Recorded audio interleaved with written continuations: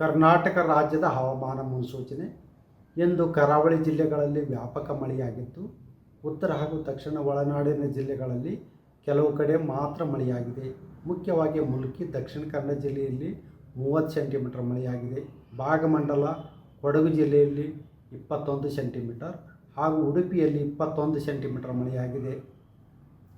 ಈಗಿರುವ ಹವಾಮಾನದ ಸ್ಥಿತಿ ಏನೆಂದರೆ, ಪೂರ್ವ ಅರಬ್ಬಿ ಸಮುದ್ರದ ಮಹಾರಾಷ್ಟ್ರ, ಕರ್ನಾಟಕ ಹಾಗೂ ಕೇರಳದ ಕರಾವಳಿ ಉದ್ದಕ್ಕೂ ಟ್ರಫ್ ಇರುವುದರ ಪ್ರಭಾವದಿಂದ ಕರಾವಳಿ ಜಿಲ್ಲೆಗಳಲ್ಲಿ ಜೂನ್ 27ರಿಂದ ಜುಲೈ 1ರವರೆಗೆ ವ್ಯಾಪಕವಾಗಿ ಮಳೆಯಾಗುವ ಹೆಚ್ಚಿನ ಸಾಧ್ಯತೆ ಇದೆ.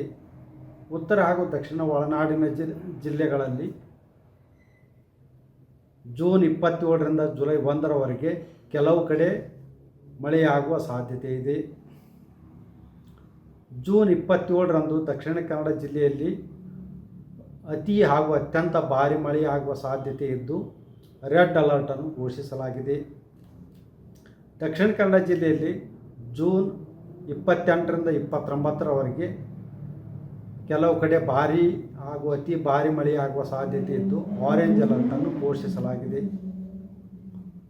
ಉತ್ತರ ಕನ್ನಡ ಹಾಗೂ ಉಡುಪಿ ಜಿಲ್ಲೆಯಲ್ಲಿ ಜೂನ್ 27ರಿಂದ ಜೂನ್ 28ರವರೆಗೆ ಕೆಲವು ಕಡೆ ಭಾರಿ ಹಾಗೂ ಅತಿ ಭಾರಿ ಮಳೆಯಾಗುವ ಸಾಧ್ಯತೆ ಇದ್ದು, ಆರೆಂಜ್ ಅಲರ್ಟನ್ನು ಘೋಷಿಸಲಾಗಿದೆ. ಶಿವಮೊಗ್ಗ, ಚಿಕ್ಕಮಗಳೂರು ಹಾಗೂ ಕೊಡಗು ಜಿಲ್ಲೆಗಳ ಕೆಲವು ಕಡೆ ಭಾರಿ ಮಳೆಯಾಗುವ ಸಾಧ್ಯತೆ ಇದ್ದು, ದಿನಾಂಕ 27ರಿಂದ ದಿನಾಂಕ 29ರವರೆಗೆ ಯೆಲ್ಲೋ ಅಲರ್ಟನ್ನು ಘೋಷಿಸಲಾಗಿದೆ. ಬೆಂಗಳೂರಿನಲ್ಲಿ ದಿನಾಂಕ 27ರಿಂದ 30ರವರೆಗೆ ಕೆಲವು ಕಡೆ ಹಗುರದಿಂದ ಸಾಧಾರಣವಾಗಿ ಮಳೆಯಾಗುವ ಹೆಚ್ಚಿನ ಸಾಧ್ಯತೆ ಇದೆ.